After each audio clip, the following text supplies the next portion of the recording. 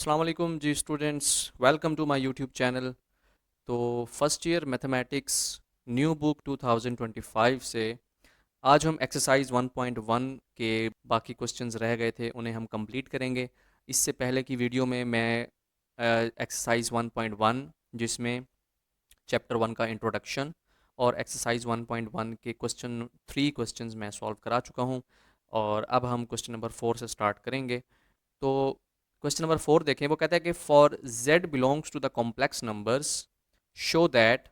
First part है z plus z conjugate divided by 2 equals to real part of z। जी तो let कर लें z equals to a plus b iota, because z complex number से belong कर रहा है तो जाहिर है कि ये complex number a plus b iota की शक्ल में होता है।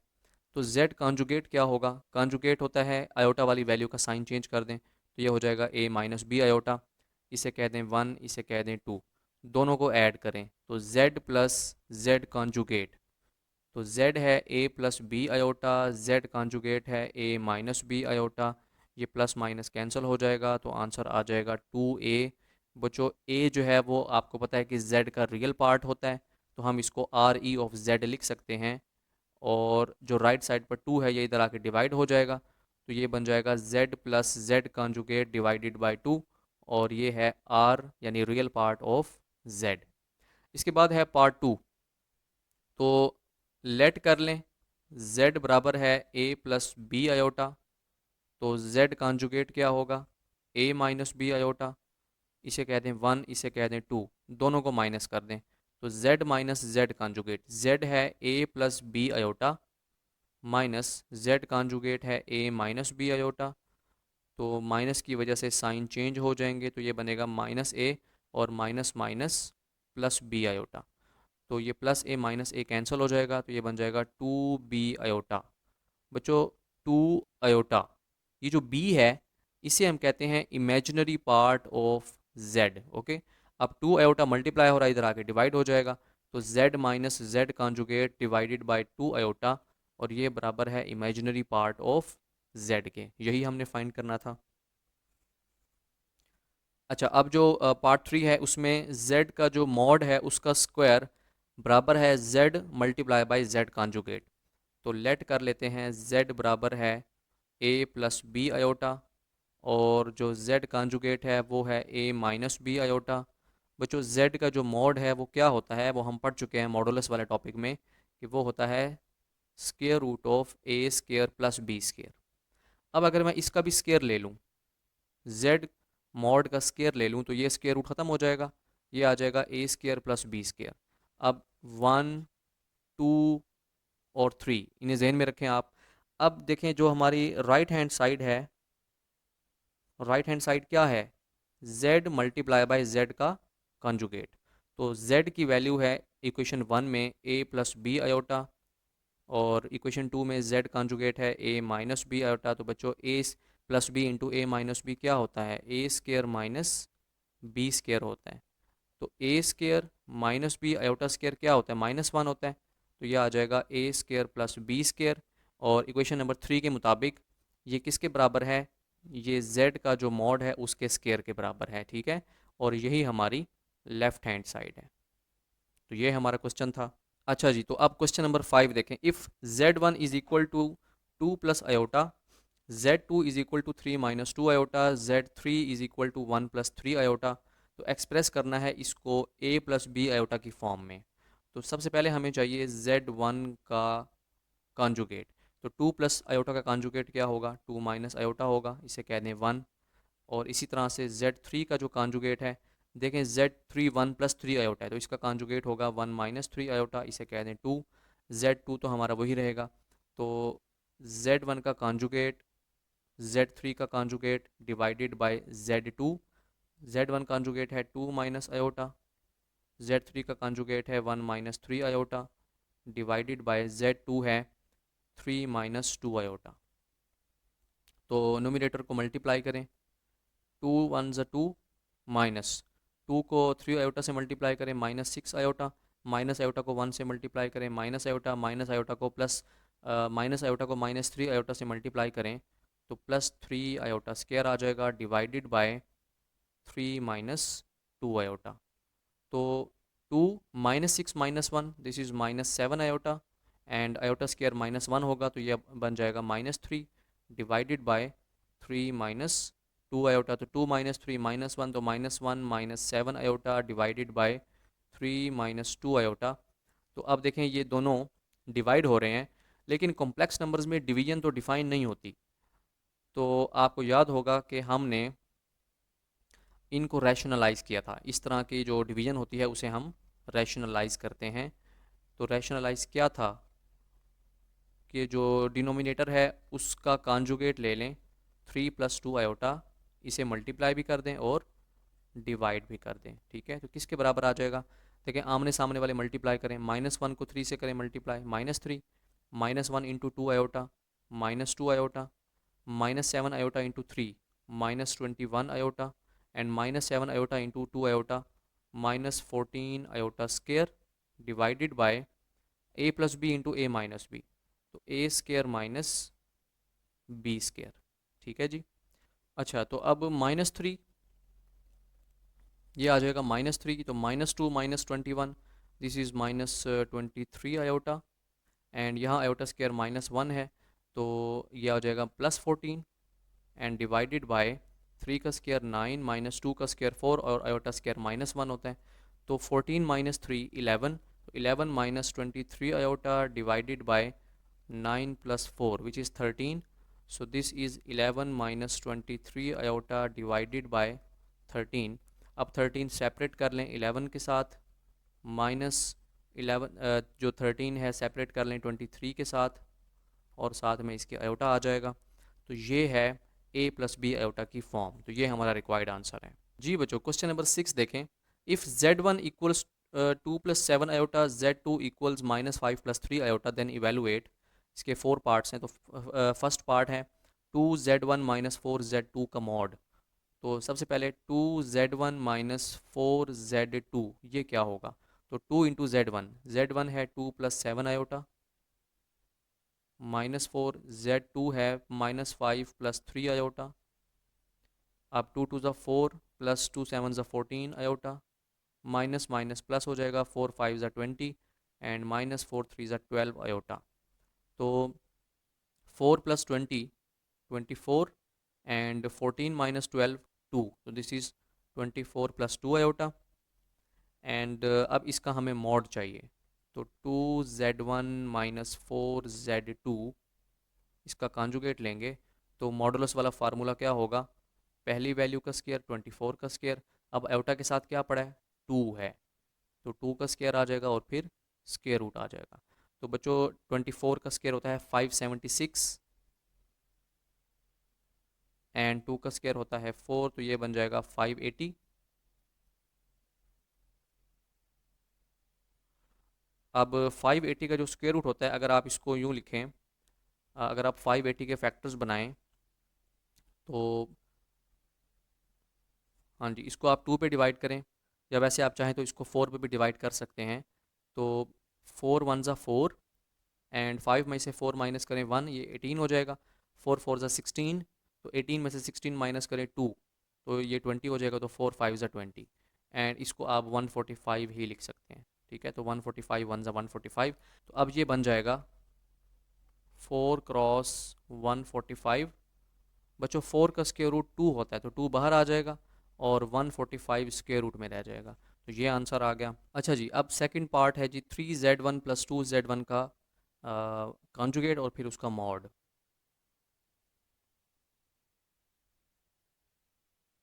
अच्छा जी, 3 टाइम्स z1 की वैल्यू है 2 + 7 आयोटा प्लस 2, और जो z1 का कॉन्जुगेट है वो होगा 2 - 7 आयोटा।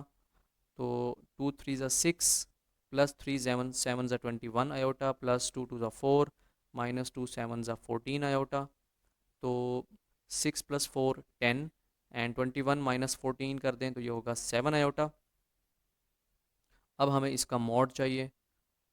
3z1 + 2z1 का कॉन्जुगेट और फिर उसका मॉड, तो 10 का स्क्वायर और फिर 7 का स्क्वायर 10 का स्क्वायर होता है 100, 7 का स्क्वायर होता है 49, तो ये हो जाएगा 149। ठीक है, तो यही हमारा रिक्वायर्ड आंसर है। नेक्स्ट है जी हमारे पास -7z2 + 2z2 का मॉड। अच्छा जी, तो -7z2 + 2z2 का मॉड। -7 z2 कितना है, -5 + 3 आयोटा, एंड +2 z2 का मॉड कितना है, -5 - 3 आयोटा। इसे सिंप्लीफाई करें तो माइनस माइनस प्लस, 7 5 ज़ा 35, -7 3 ज़ा 21 आयोटा, -2 5 ज़ा 10, -2 3 ज़ा 6 आयोटा।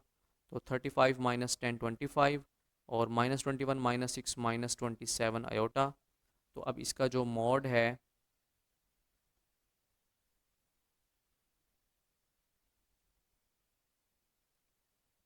वो क्या होगा, 25 का स्क्वायर प्लस -27 का स्क्वायर और फिर इनका स्क्वायर रूट।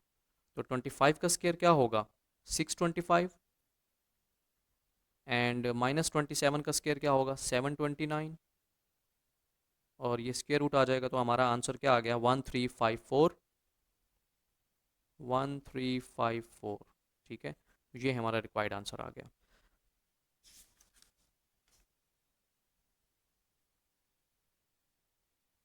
अच्छा जी, पार्ट 4 देखें, z1 + z2 होल पावर 3 का मॉड। अच्छा, इसको हम लिख सकते हैं, पावर 3 है तो इसको हम पावर को तोड़ दें, तो z1 + z2, इसकी पावर आ जाएगी 2 अलहदा, और z1 + z2 इसकी पावर 1 अलहदा हो जाएगी, और ये आ जाएगा मॉड। अच्छा, अब मॉड को आप सेपरेट कर सकते हैं, z1 + z2 होल स्क्वायर इसका मॉड अलहदा, और z1 + z2 इसका मॉड अलहदा। अब इसको आप नाम दे दें इक्वेशन 1 का। अब हमने फाइंड करना है z1 + z2 का मॉड। तो बच्चों, z1 + z2 का हमें मॉड चाहिए। तो z1 कितना है, z1 है 2 + 7 आयोटा। ठीक है, तो z2 है -5 + 3 आयोटा। ठीक है, ये मॉड आ जाएगा। तो 2 - 5 - 3, 7 + 3 10, 10 आयोटा। इसका मॉड क्या होगा, -3 का स्क्वायर प्लस 10 का स्क्वायर और फिर इनका स्क्वायर रूट। तो -3 का स्क्वायर 9 होता है, 10 का स्क्वायर 100 होगा, एंड देन ये बन जाएगा 109। ठीक है, अच्छा, अब ये जो स्क्वायर रूट के साथ 109 है, इक्वेशन 1 देखें। इक्वेशन 1 में अगर हम ये वैल्यूज़ पुट करें तो z1 + z2 का जो स्क्वायर है, उसका जो स्क्वायर है उसको आप, अच्छा, ये जो स्क्वायर है ये आप बाहर भी लिख सकते हैं। ठीक है, इससे फ़र्क नहीं पड़ता, ये यूं बन जाएगा, ये बन जाएगा z1 + z2 का मॉड, स्क्वायर बाहर आ जाएगा, और मल्टीप्लाई बाय z1 + z2 का मॉड। तो आप देखें कि जो z1 + z2 का मॉड है वो है स्क्वायर रूट 109, और अगर मैं इसका स्क्वायर ले लूँ तो स्क्वायर रूट ख़त्म हो जाएगा, तो ये आ जाएगा 109, और यहाँ पर मल्टीप्लाई हो जाएगा स्क्वायर रूट ऑफ 109। ठीक है, तो ये हमारा रिक्वायर्ड आंसर आ गया। बच्चों, क्वेश्चन नंबर 7 देखें, शो दैट, ये पूरा का पूरा एक्सप्रेशन 0 के बराबर है for all n belongs to the set of natural numbers. तो इसकी जो लेफ्ट हैंड साइड है वो देखें। अच्छा जी, iota power n+1 plus iota power n+1 + 1 लिख सकते हैं 2 को, प्लस आयोटा पावर n+3 है, 3 को आप लिखते हैं 1 + 2, एंड यहाँ पर n+4 है तो इसको आप लिखते हैं 1 + 3। अच्छा, अब i power n+1 plus i power n+1 अलहदा, i पावर 1 अलहदा, यहाँ भी i पावर n+1 अलहदा, i पावर 2 अलहदा, i पावर n+1 अलहदा, i पावर 3 अलहदा। तो i पावर n+1 कॉमन ले लें तो यहाँ 1 रह जाएगा, यहाँ रह जाएगा आयोटा, और फिर आयोटा स्क्वायर आ जाएगा, फिर आयोटा पावर 3 रह जाएगा। तो इसे बच्चों सिंप्लीफाई कर लें तो iota power n+1 one plus iota, iota square क्या होता है, -1 होता है, और अयोटा क्यूब क्या होता है, इसको आप लिख सकते हैं अयोटा स्क्वायर टाइम्स अयोटा। तो अयोटा स्क्वायर -1 होगा तो ये माइनस अयोटा आ जाएगा, तो ये वन से -1 कैंसिल हो गया, तो iota power n+1, this is iota minus iota, ये भी कैंसिल होकर ज़ीरो आ जाएगा, तो i power n+1 into zero, तो आंसर क्या आ जाएगा, ज़ीरो, और यही है हमारी right hand side. Question number 8, find the least positive value of n if this expression equals 1। अब इसको हमने सिंप्लीफाई करना है, तो 1 plus iota divided by 1 minus iota power 2n equals to 1। So इसको आप रैशनलाइज कर दें, 1 plus iota over 1 minus iota, अब 1 माइनस अयोटा का कॉन्जुगेट ले लें, तो वो होता है 1 प्लस अयोटा, तो मल्टीप्लाई भी कर दें और डिवाइड भी कर दें, पावर क्या रहेगी, पावर रहेगी 2n, और साथ में इक्वल्स 1 आ जाएगा। अब आमने सामने वाली वैल्यूज़ मल्टीप्लाई करें, तो ये 1 plus iota whole square divided by a minus b into a plus b, तो a square minus b square is equal to 1, और यहाँ जो पावर है वो 2n है। अच्छा, 1 प्लस आयोटा होल स्क्वायर क्या होता है,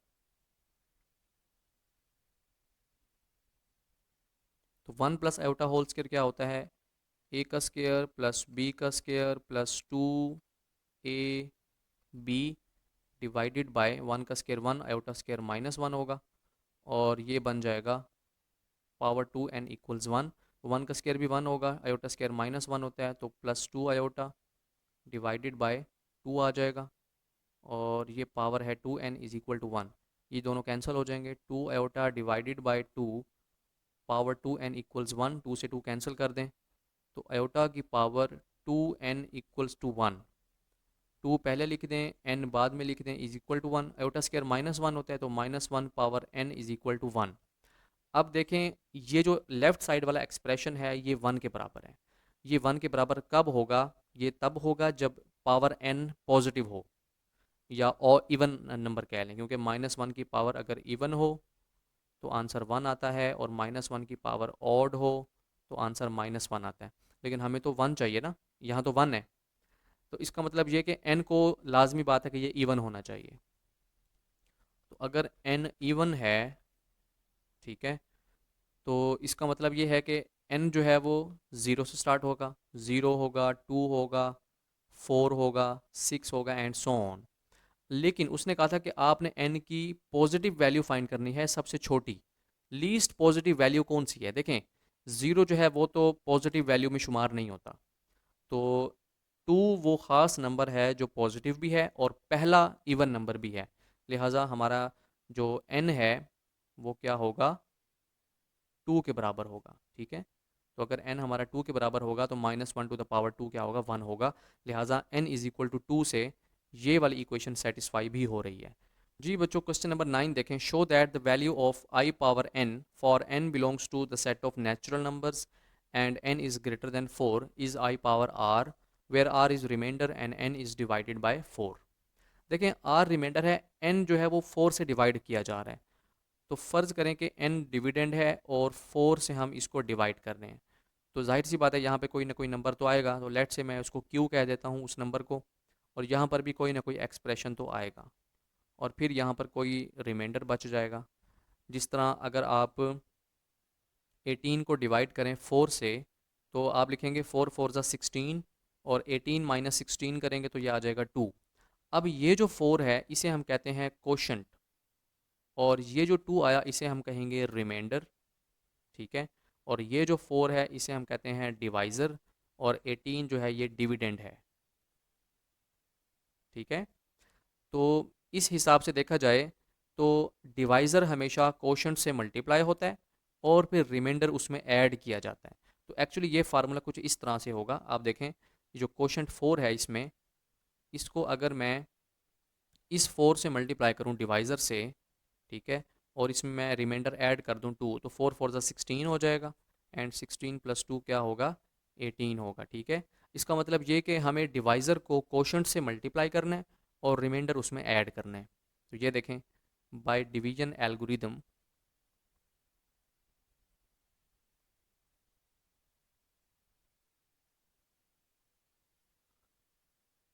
ये जो n है किसके बराबर है, अगर आप डिवाइज़र को कोशंट से मल्टीप्लाई कर दें और रिमाइंडर ऐड कर दें, ये n के बराबर होगा, जिस तरह मैंने 18 वाली एग्जांपल दी अभी। अच्छा, इसको क्या आप कहते हैं इक्वेशन नंबर 1।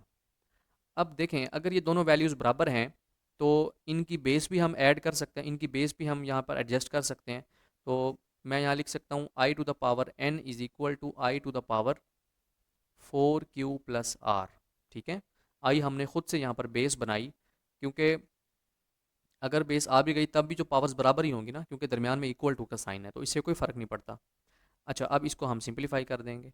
तो i power n equals to, तो आई की पावर 4q अलहदा कर लें, आई की पावर r अलहदा कर लें, i power n equals i power 2 अलहदा और 2q अलहदा।